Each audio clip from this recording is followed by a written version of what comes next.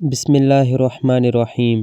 میری پیاری آواز میں جب میں نے وضو کرنے سے چہرے پر نور آتا ہے یہ جملہ پہلی بار سنا تو میں نے کرن کو کہا تو وہ ہنس ہنس کر میرا مذاق اڑانے لگی اور بولی کہ ایسی باتیں صرف کتابوں میں اچھی لگتی ہیں، حقیقت میں کچھ نہیں ہوتا۔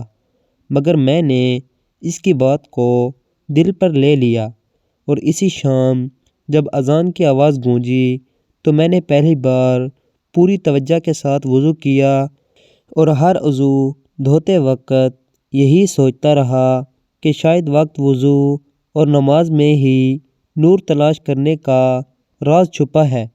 مگر کرن مجھے مسلسل چھیڑتی رہی کہ تم تو اب ولی اللہ بننے والے ہو، لیکن مجھے اس کی بات بہت بری لگی، پر میں نے کچھ نہ کہا کیونکہ اس کے پاس بے پناہ حسن، دولت اور طاقت سب کچھ تھا۔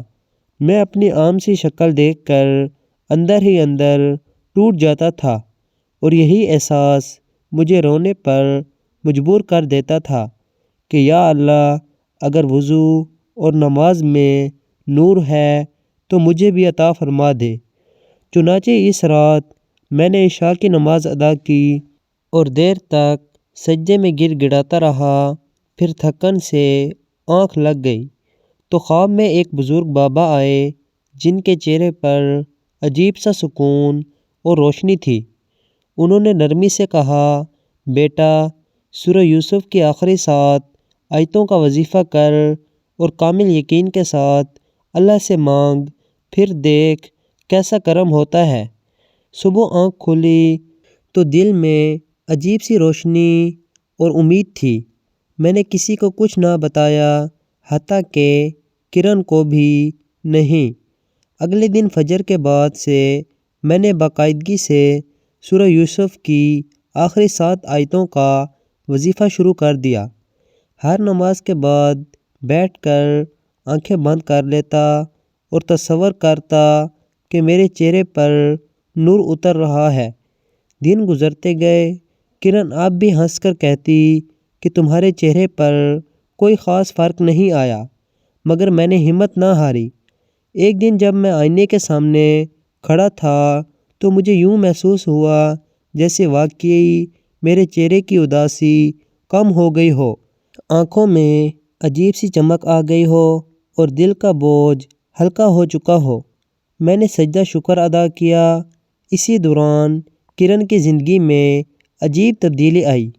اس کے بے پناہ حسن، دولت اور طاقت سب کچھ ہوتے ہوئے بھی وہ بے چین رہنے لگی۔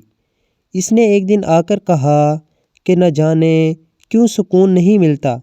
میں نے آہستہ سے کہا، شاید سکون وضو اور نماز میں ہی نور تلاش کرنے سے ملتا ہے۔ وہ خاموش ہو گئی۔ چند دن بعد وہ خود میرے ساتھ وضو کرنے کھڑی ہو گئی اور پہلی بار اس نے سنجیدگی سے کہا کہ مجھے بھی وہ وظیفہ بتاؤ جو خواب میں ایک بابا نے تمہیں بتایا تھا۔ میں نے اسے سورہ یوسف کی آخری 7 آیتوں کا وظیفہ بتایا اور کہا، یقین کامل کے ساتھ پڑھنا۔ پھر ہم دونوں نے باقاعدگی سے یہ معمول بنا لیا۔ وقت گزرتا گیا، کرن کے چہرے کی بے چینی ختم ہونے لگی، اس کی آنکھوں میں نرمی اور دل میں عاجزی آ گئی۔ ایک صبح جب وہ آئینے کے سامنے کھڑی تھی تو اچانک چیخ پڑی۔ میں گھبرا کر پہنچا تو اس نے کانپتی آواز میں کہا کہ اس کے چہرے پر واقعی عجیب سا نور ہے۔